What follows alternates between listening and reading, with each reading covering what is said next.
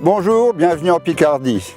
Vous allez voir un film que la FHF Picardie a décidé de produire pour vous montrer à vous, les internes, les médecins, les étudiants, la densité et la qualité de notre service de santé publique en Picardie. Le service de santé Picardie est partagé en 5 conférences de territoire que sont la Somme, Aisne-Nord, Aisne-Sud, Oise-Est et Oise-Ouest. Nous avons une trentaine d'établissements sanitaires, plus le CHU bien évidemment.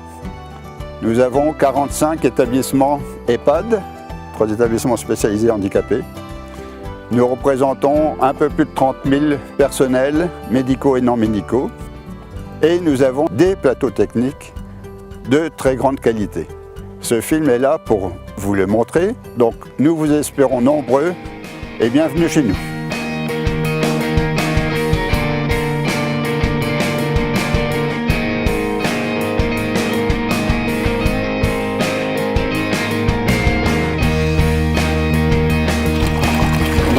C'est le cardiologue, qui est arrivé là. Voilà, donc nos internes ils ont constaté il y a à peine une demi-heure une patiente qui présente une petite insuffisance cardiaque avec une répercussion pulmonaire. Le cardiologue il vient tout de suite là pour insister sur cette prise en charge complète.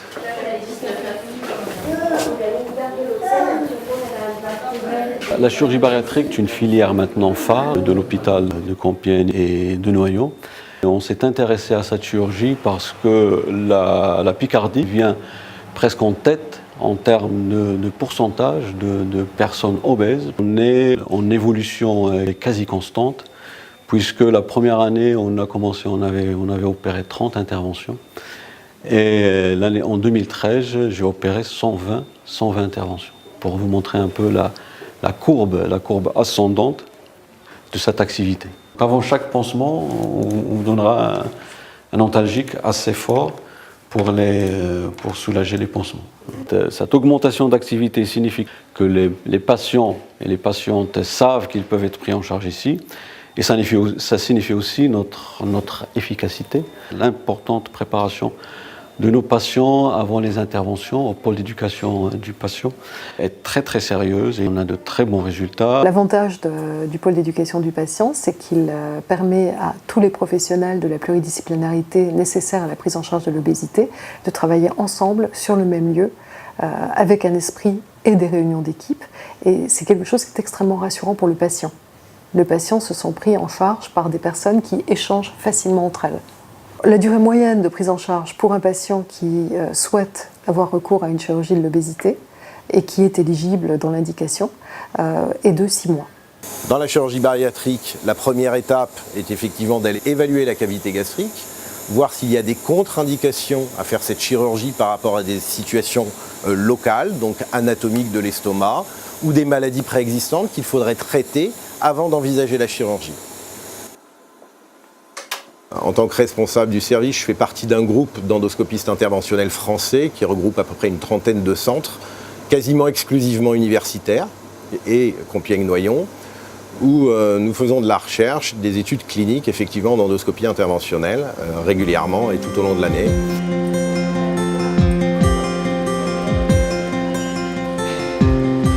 Le point fort de l'établissement, c'est, je pense, vraiment la synergie qui existe au sein de l'établissement entre l'ensemble des professionnels, où je pense qu'on bénéficie d'une prise de conscience importante et profondément ancrée de la nécessité de toujours évoluer. Et pas évoluer pour évoluer et dire nous sommes les meilleurs, mais évoluer pour être toujours en phase avec les attentes de la population et toujours en phase avec les missions qui doivent être les nôtres. Donc on n'est pas isolé, on n'est pas dans notre tour, on fait partie d'un maillage avec de nombreux professionnels de santé, les médecins libéraux, les établissements privés, les établissements de rééducation. Et donc il y a une capacité des différentes équipes médicales et soignantes à aller vers les autres, à travailler en commun, à développer des coopérations et bien évidemment au bénéfice du patient.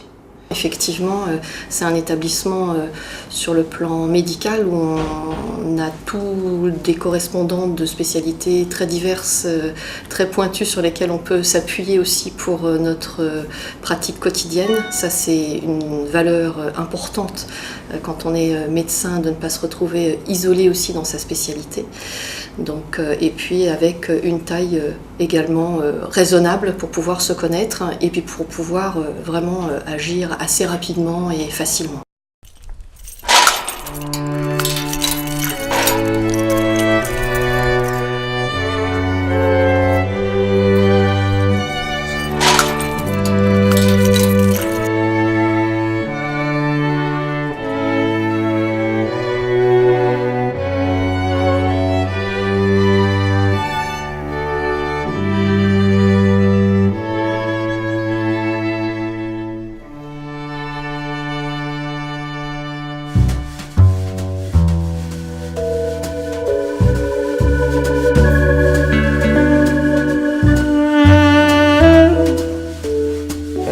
Là, vous êtes donc dans le service d'oncologie où l'activité de chimiothérapie a vu le jour il y a maintenant presque 15 ans et où on peut donc prendre en charge les patients à la fois en ambulatoire pour les séances de traitement, mais également dans un autre secteur du service de façon continue en cas de complications liées à la maladie ou au traitement. C'est un petit service qui tourne beaucoup avec une activité tout à fait significative, mais qui par sa taille est en général assez apprécié justement en termes de qualité humaine, de prise en charge globale. Aujourd'hui, vous aurez une transfusion pour augmenter les globules rouges.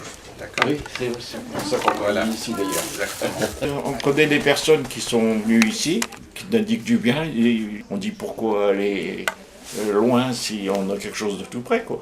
On est bien pris en charge. Alors chambre 6, donc patient qui est né en 1961. Le centre hospitalier de Soissons effectivement a la chance à la fois de s'être fortement développé ces dernières années et d'être aujourd'hui un centre hospitalier de taille tout à fait respectable, tout en ayant pris soin de préserver un fonctionnement collectif soudé et solidaire au quotidien, ce qui est aujourd'hui très important dans le fonctionnement des établissements que de promouvoir cette collégialité, cette solidarité au quotidien. Ok, moi ça me va comme ça. Ça c'est l'ordre, la procédure. Nous avons un plateau technique tout à fait complet avec d'ores et déjà 2 scanners, une IRM, un plateau de médecine nucléaire présent sur le site. Nous avons un projet au cours des prochains mois, prochaines années d'acquisition d'une 2e IRM. Nous avons le projet de conforter notre unité de soins intensifs neurologiques et nous avons le projet d'ouvrir une nouvelle activité de coronarographie. Alors, je vous propose de rejoindre le service des consultations, en particulier d'endoscopie digestive. Nous allons rencontrer le vice-président de CME, le Dr Inck.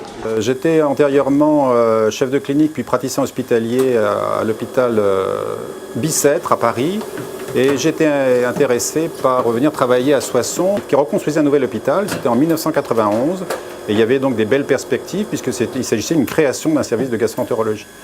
Voilà, donc petit à petit le service de gastroentérologie s'est créé, s'est développé.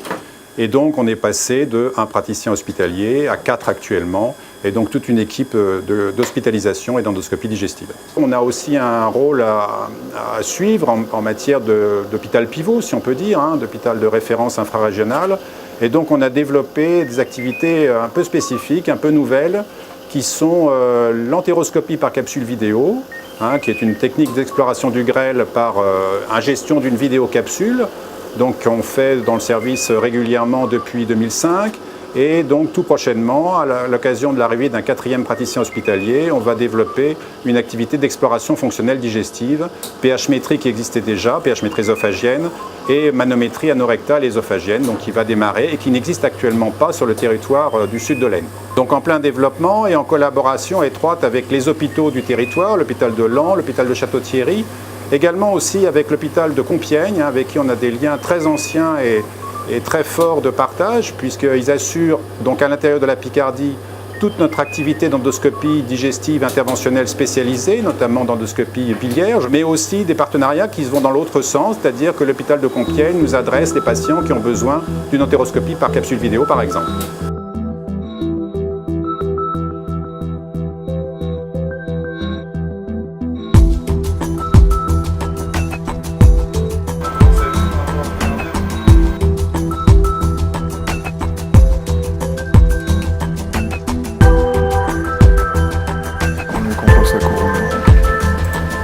peut-être un hôpital où on peut avoir la possibilité de développer des projets. Ça va, monsieur?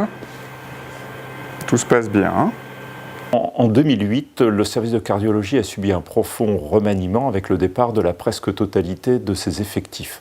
Donc le service de cardiologie a été fusionné avec le service de soins intensifs cardiologiques et nous avons eu la responsabilité de recruter de nouveaux PH. Donc pour ce faire, nous avons articulé notre projet de recrutement autour de 2 axes.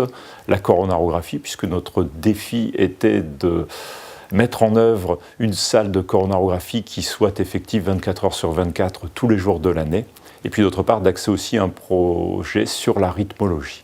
Une dilatation coronaire dans un peu moins d'un cas sur 2, puisque nous effectuons environ 600 dilatations coronaires par an sur le site. Et c'est vraiment l'exemple ici, dans ce service de cardiologie, il y a eu un projet qui a été vraiment élaboré, conçu par le chef de service et les collaborateurs qui étaient autour de lui au moment où on a élaboré le projet médical, et une vraie volonté d'aller vers un projet ambitieux qui a pu être expliqué et vendu, entre guillemets, à 2 jeunes médecins qui ont trouvé qu'il y avait là quelque chose de séduisant, quoi. Bon, par ailleurs, c'est vrai qu'il y a une dynamique, hein, et qu'à partir du moment où on a déjà une base solide d'équipe et un bon projet, il est plus facile d'arriver à faire venir de jeunes médecins. Ça forme un tout, mais il y a quelques années, la situation du service était assez déprimée, donc ça veut dire que rien n'est jamais perdu si on arrive à réunir un certain nombre d'atouts et qu'on manifeste une vraie volonté. Et puis partager, parce que je pense qu'effectivement, les jeunes médecins qui sont venus notamment pour renforcer l'équipe en coronarographie ont pu constater que la direction suivait attentivement le projet et était prête à accompagner ce projet pour les aider dans leur projet de formation. Donc effectivement, il s'agissait d'un défi pour moi pour, on va dire, relancer cette activité importante de traitement de la pathologie coronaire.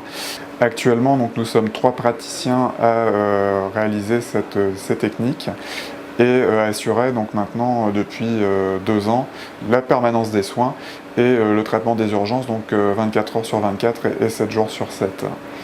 Nous serons à terme donc 5 praticiens et chacun d'entre nous aura bénéficié d'une formation complémentaire dans un centre soit français de renommée internationale ou soit étranger, afin d'obtenir une formation d'excellence pour pouvoir traiter au mieux nos patients. L'ensemble de l'équipe a toujours été très, très favorable et nous avons fait tout ce qui était en notre pouvoir pour trouver des terrains de stage très formateurs, pour trouver des moyens de rémunération pour ces stages, et nous accompagnons en permanence nos PH ou nos internes qui souhaitent être formés. Oui, c'est une des grandes politiques du service.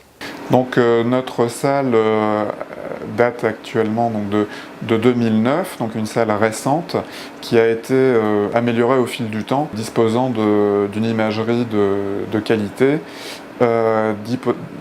disposant également de techniques complémentaires de prise de pression intracoronaire, d'imagerie endocoronaire, comme le patient que nous venons de traiter a bénéficié, et on va dire de matériel implantable, de stents notamment, de ballonnets spéciaux mis à notre disposition, qui sont donc parmi les plus performants du marché actuellement.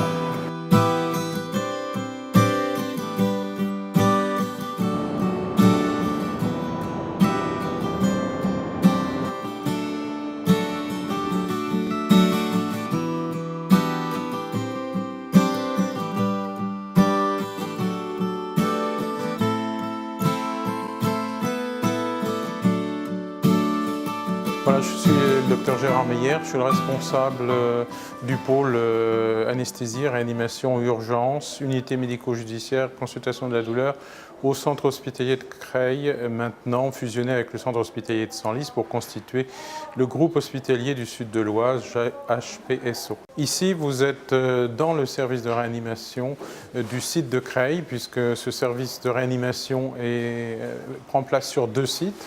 Ces 2 services sont fusionnés et les équipes médicales ainsi que les responsables sont communs.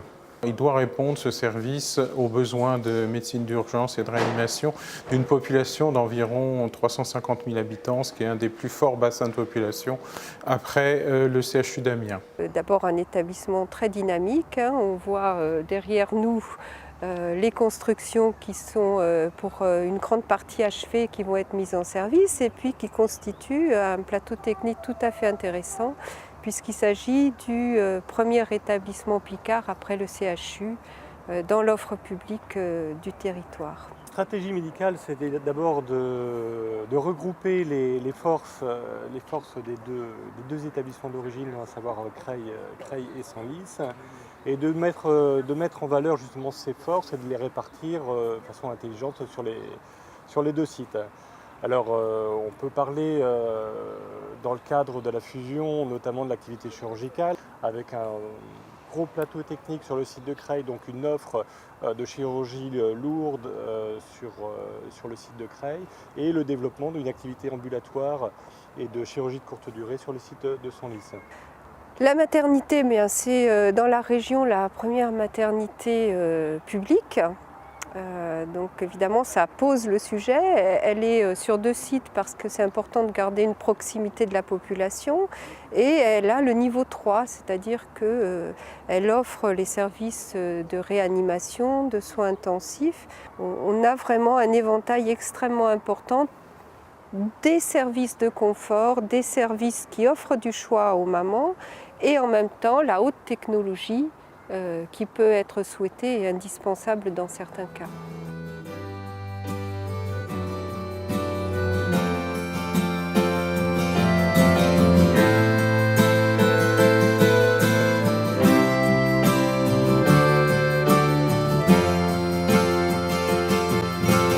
Nous avons pour but de réaliser sur le site de Creil l'installation d'un bloc obstétrical complètement neuf, avec une salle nature, de mettre en place la chirurgie carcinologique du secteur, plutôt sur le site de Senlis. Donc des activités complémentaires des deux sites, non concurrentielles, qui permettront à chaque praticien de pouvoir trouver une activité qui puisse lui permettre de s'exprimer. Donc ça sera un bon outil, je pense, dans les années qui viennent, quand l'ensemble des travaux sera terminé, avec une grosse maternité, une chirurgie gynécologique installée, une pédiatrie de réanimation néonatale qui fera un deuxième cercle entre Pontoise, Meaux et Creil-Senlis par rapport au niveau 3 de l'Île-de-France.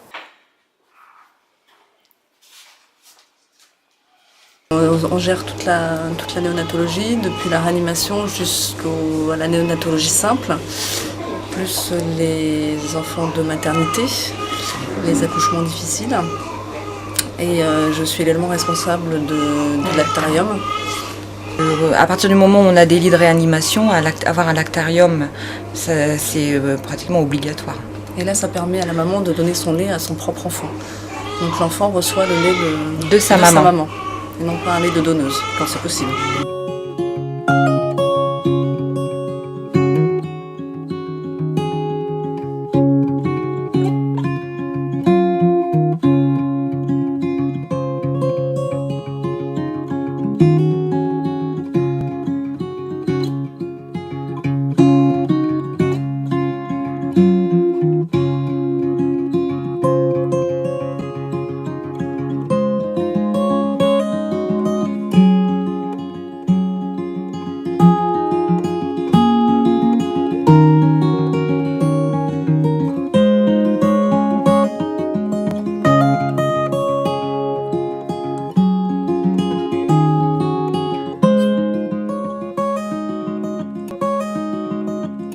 Voilà, qui soit stimulé intellectuellement ou stimulé par de la pathologie intéressante ou des choses comme ça. Ça, c'est la première chose.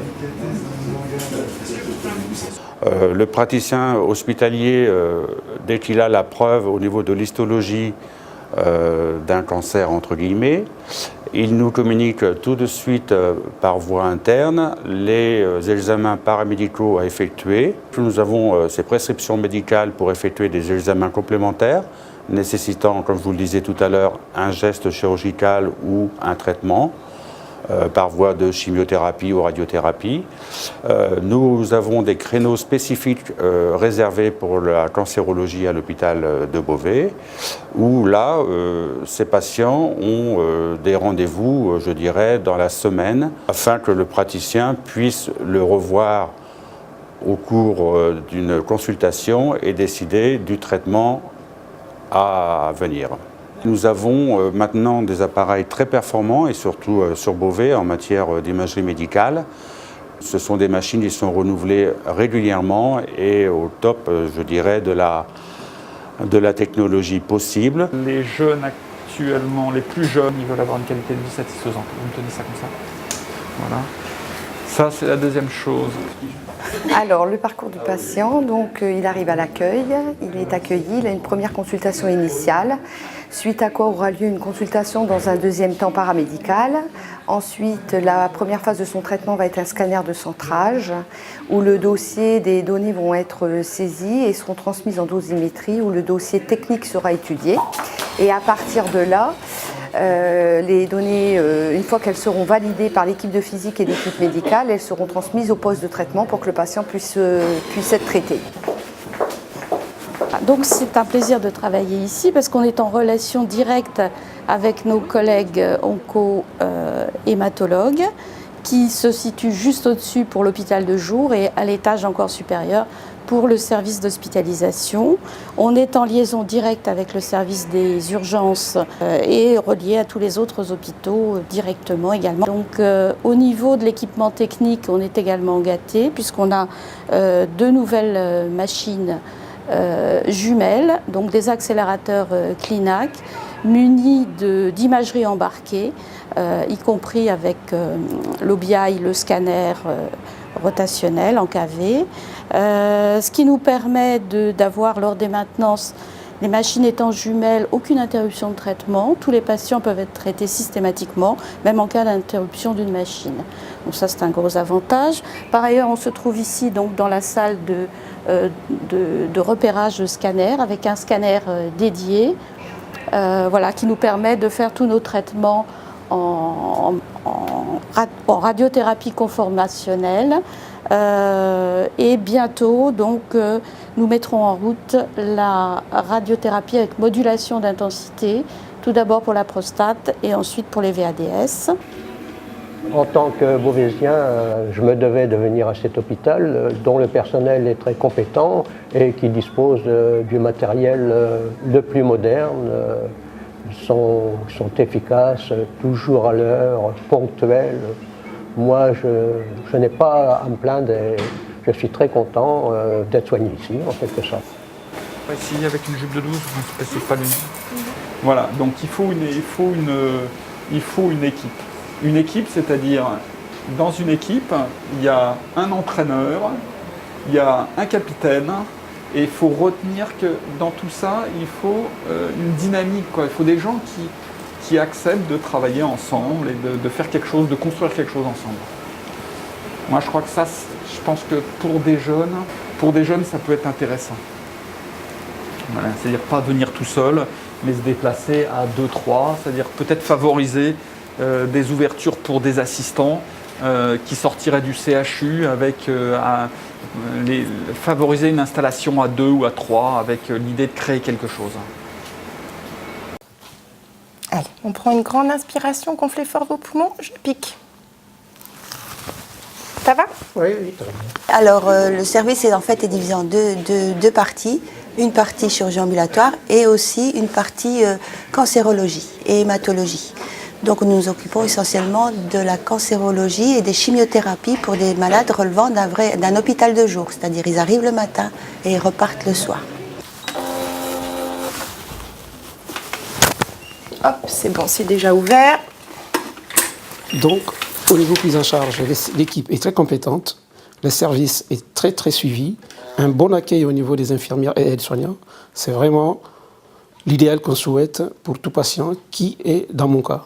Je crois qu'il y a pas mal de services parisiens qui ne seraient pas mécontents d'avoir autant d'internes. Donc on a des internes, des jeunes collègues avec qui on peut discuter. Eux nous apportent, parce que Ils ont une vision assez moderne des choses. Et nous, on leur apprend un peu ce qu'on sait faire avec nos mains et avec notre cerveau. Donc il y a un échange qui est assez instructif. On peut faire de la belle cancéro dans les établissements de santé de l'Oise. On a tous les moyens. On a une association qui s'appelle l'Association Picarde de cancérologie digestive. Elle est basée sur Amiens, c'est au CHU. Avec cette association, on essaie justement de promouvoir la cancérologie en Picardie, de favoriser la réalisation d'essais dont la promotion est faite par des associations françaises, la Fédération française de cancérologie digestive par exemple. Voilà, donc ça fait partie des choses qu'on fait en Picardie.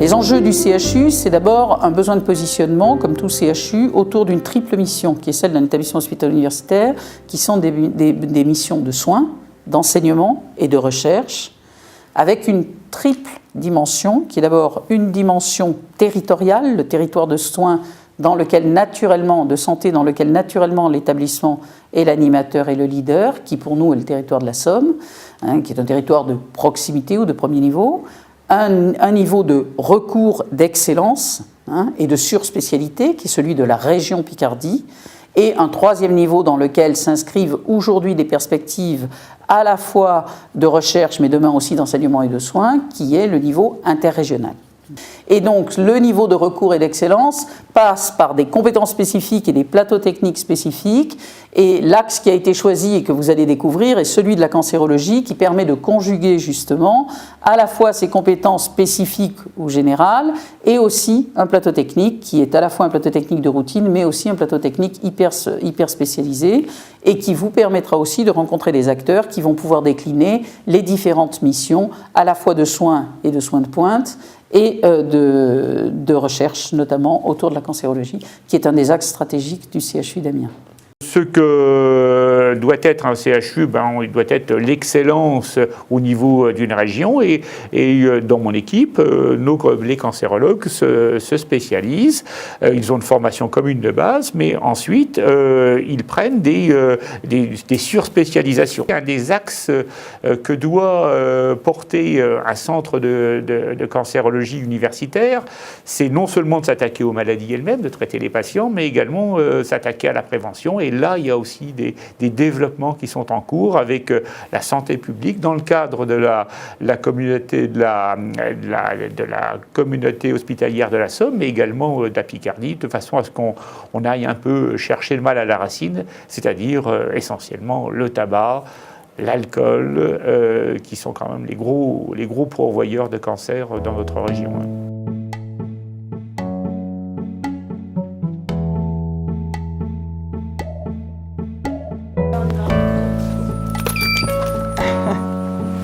Donc, je suis Marie-Noëlle Lacassagne, je suis la technicienne référente du laboratoire de thérapie cellulaire et ma fonction au départ a été de la mise en place du laboratoire de thérapie cellulaire au niveau organisationnel et au niveau réglementaire.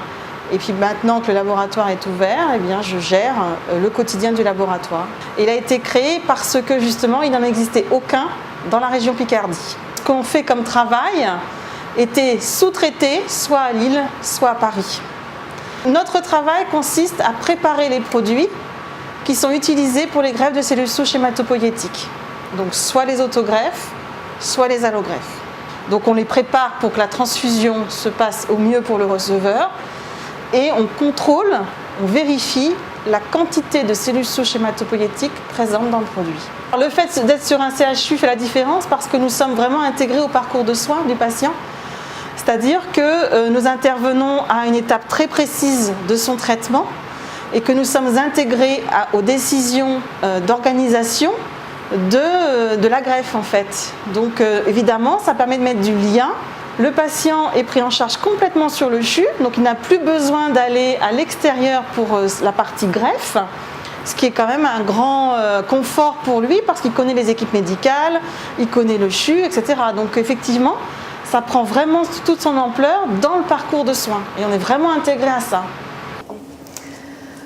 C'est un service d'hématoclinique qui, du coup, désormais propose l'ensemble des services possibles aux patients, à savoir la prise en charge diagnostique au départ, la prise en charge de chimiothérapie et les activités complémentaires d'autogreffe et d'allogreffe qui sont indissociables des projets thérapeutiques des patients pris en charge pour des pathologies telles que la leucémie aiguë ou même le lymphome, le myélome. Aujourd'hui, en hématologie, sur toutes les spécificités de cette spécialité, on peut être formé intégralement sur le CHU d'Amiens, puisque du prélèvement en passant par la thérapie cellulaire jusqu'à la réinjection de la greffe au patient, tout se fait en local. Avec en plus la facilité d'être quand même un service extrêmement soudé, puisqu'on a mis en place tout ça progressivement, et donc d'avoir une facilité de travail entre nous qui est peut-être beaucoup plus facile.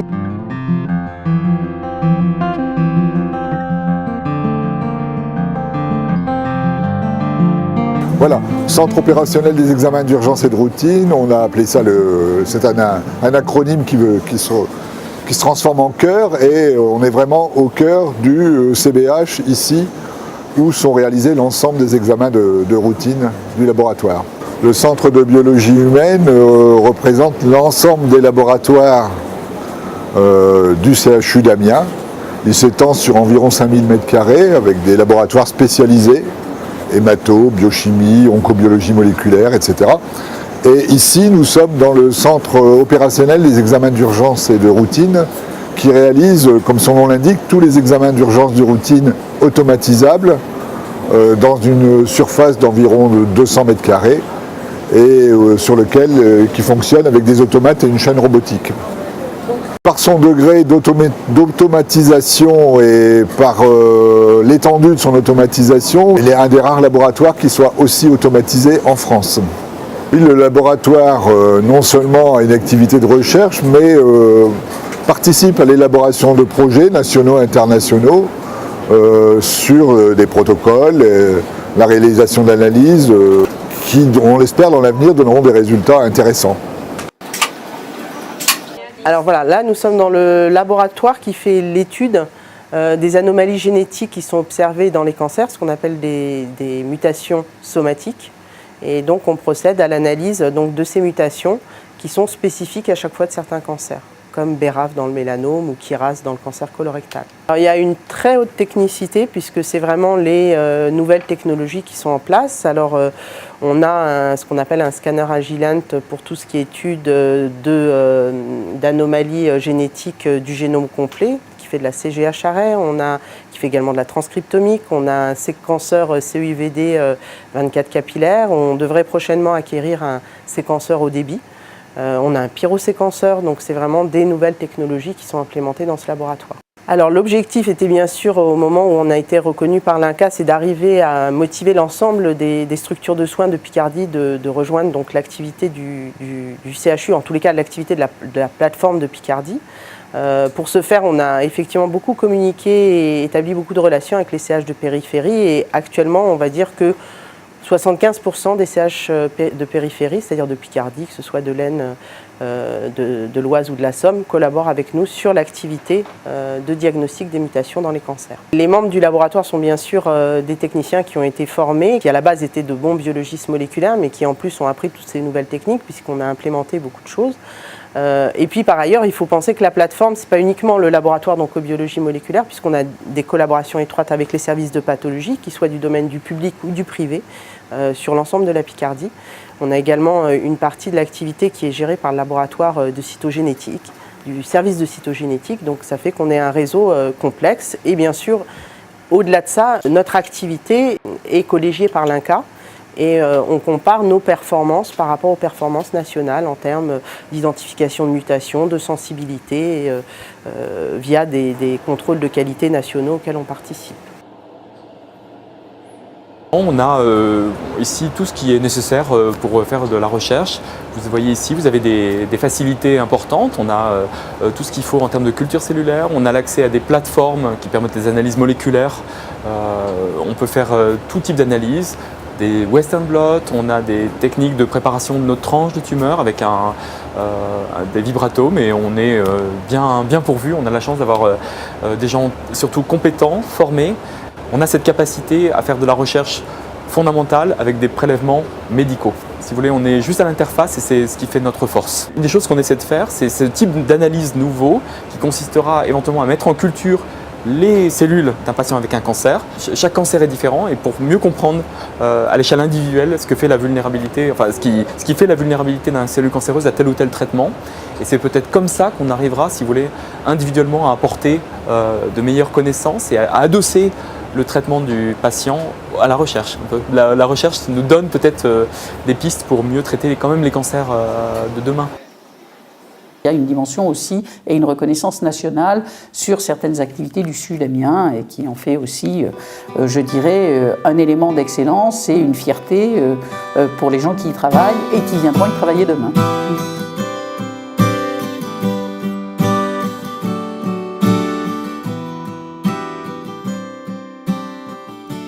Donc ce qui m'a attiré aussi, c'est la qualité de la vie dans le Soissonnais. J'ai une famille avec une femme et 3 enfants qui à l'époque étaient petits. Et donc c'était tout à fait intéressant de venir travailler.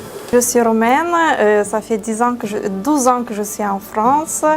Au début, je suis arrivée dans le cadre d'une recherche scientifique et puis je suis restée dans la région soissonnaise puisque j'aime bien la région, l'hôpital de Soissons et puis le service de neurologie en particulier. Donc, je suis le docteur Gariou, je suis praticien hospitalier dans le service des patho-gastro-entérologie depuis juin 2013, dans le service du professeur Cadranel. Alors je ne suis pas originaire de la région, j'ai fait mes études à Paris, comme interne, puis comme chef de clinique assistance d'hôpitaux à l'hôpital Tenon, dans le service des pathologies du docteur Granger, en 20e.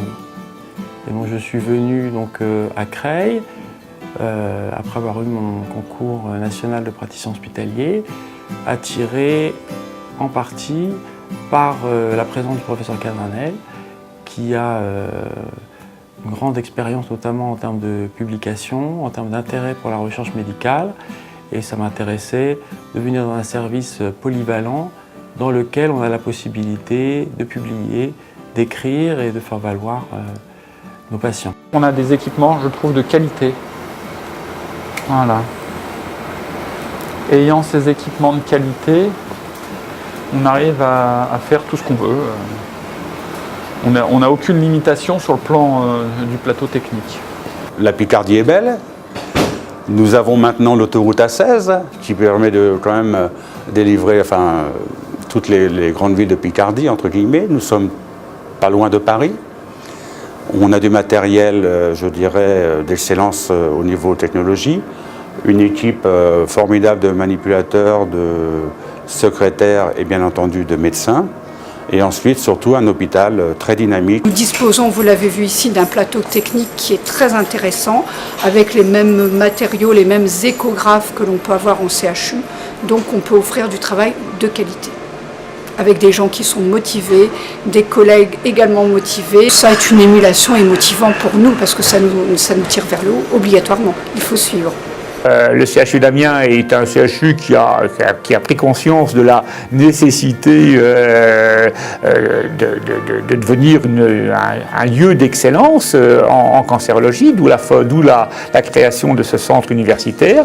Il y a de place pour ces spécialistes qui sont à la fois intéressés par le soin et par la recherche et par l'enseignement. J'ai à côté de moi une jeune externe en formation qui montre que nous avons aussi un rôle d'enseignement en cancérologie. C'est une région où il fait bon d'y vivre et d'y travailler. Voilà, comme je disais, l'hôpital est bien, on est proche de Paris, on est proche des aéroports aussi. Je pense que c'est pas mal quand même comme région.